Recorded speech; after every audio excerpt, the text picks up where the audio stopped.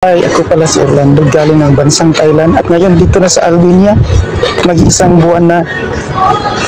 Dito ako ngayon sa labas ng aking pinapasukan na trabaho, ang Drymadis in Bungalow.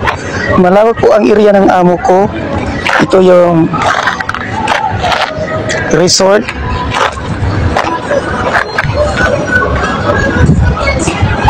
Daming tao naliligo. At yung kitchen at napasukan ko, nagtatrabaho po ako dyan as a kitchen helper.